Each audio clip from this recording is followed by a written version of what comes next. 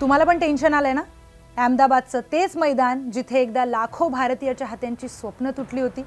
2023च्या त्या रात्री Australian cricket टीमने भारताचा विश्वचषक हिरावून घेतला आणि नरेंद्र मोदी स्टेडियम शांत झालं होतं.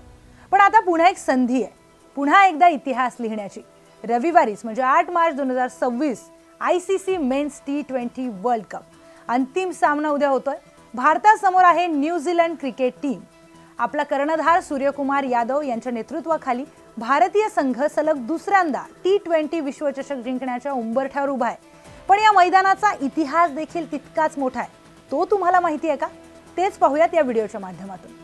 पूर्वी मोटेरा नावाने ओळखल्या जाणाऱ्या याच मैदानावर 1987 मध्ये सुनील गावस्कर यांनी पाकिस्तानच्या इजाज फकीह यांच्याच गोलंदाजीवर लेट कट मारत कसोटी क्रिकेटमध्ये 10,000 धावांचा टप्पा पार केला. यानंतर 1994 मध्ये कपिल देवनी श्रीलंकेच्या हसन तिलकरत्ने यांना बाद करत कसोटी क्रिकेटमधील 432वी विकेट घेतली आणि त्या काळातील सर्वाधिक विकेट्सचा विक्रम केला. मात्र हे सगळे क्षण वैयक्तिक विक्रमांचे होते. एक संघ म्हणून, टीम म्हणून भारताला या मैदानावर एखादं ऐतिहासिक यश मिळण्याची प्रतीक्षा अजूनही आहे. आता ही संधी आली आहे. या स्पर्धेमध्ये भारताने दमदार कामगिरी केली. फक्त south Africa national cricket team विरुद्ध एक सामना गमावलाय.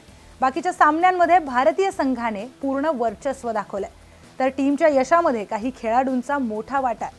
सलामीवीर संजू सॅमसन आक्रमक आणि स्थिर फलंदाजी, वेगवान गोलंदाज जसप्रीत बुमराह निर्णायक स्पेल, अष्टपैलू हार्दिक पांड्या फलंदाजी आणि गोलंदाजी दोघांमध्येही प्रभावी.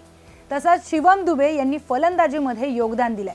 तर अक्षर पटेल यांनी देखील फिल्डिंगमध्ये कमाल दाखवली आहे. तरीही काही चिंता आहे.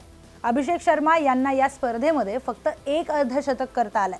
तर स्पिनर वरुण चक्रवर्ती यांची मिस्ट्री गोलंदाजी अपेक्षित इतकी प्रभावी ठरली नाहीये. दुसऱ्या बाजूला न्यूझीलंडचा संघही धोकादायक फॉर्ममध्ये. उपांत्य फेरीमध्ये फिन ॲलन यांनी फक्त 33 चेंडूमध्ये शतक झळकावलं. साऊथ आफ्रिका नॅशनल क्रिकेट टीमचा धुव्वा उडवला. त्यांच्यासोबत टीम सैफरत सातत्याने धावा करतात. गोलंदाजीमध्ये रचिन रवींद्र आणि मॅट हेनरी यांनी प्रभाव टाकलाय आणि महत्त्वाचं म्हणजे मोठ्या स्पर्धांमध्ये न्यूझीलंडने भारताला अनेकदा धक्काही दिलाय. 2019च्या विश्वचषक उपांत्य फेरीत आणि 2021च्या टेस्ट चॅम्पियनशिप अंतिम सामन्यात भारताची स्वप्न त्यांनी मोडली होती. म्हणूनच हा सामना फक्त एक अंतिम सामना नाहीये, तर न्यूझीलंडला पुन्हा एकदा जायंट किलर ठरायचंय आणि आपल्यालाच म्हणजे भारताला अहमदाबादच्या त्या जुन्या जखमेवर विजयाचं नाव लिहायचंय. उद्या मैदानावर फक्त 2 टीम उतरतील, पण भारतासोबत उतरणार आहे कोट्यावधी चाहत्यांचा विश्वास. सूर्यकुमार यादव यांच्या नेतृत्वाखाली हा संघ संपूर्ण स्पर्धेत ज्या आत्मविश्वासाने खेळला, तोच जर का अंतिम सामन्यामध्ये दिसला तर नरेंद्र मोदी स्टेडियम पुन्हा एकदा भारताच्या विजयाचा साक्षीदार ठरू शकतो. आपल्याला फायनलच्या सामन्याबद्दल काय वाटतं? आपल्या भावना काय आहेत? कमेंटमध्ये आम्हाला नक्की सांगा. उद्या काय घडामोडी घडतात, या सामन्यामध्ये काय होईल, काय वाटतंय? बोलूयात कमेंट सेक्शनमध्ये.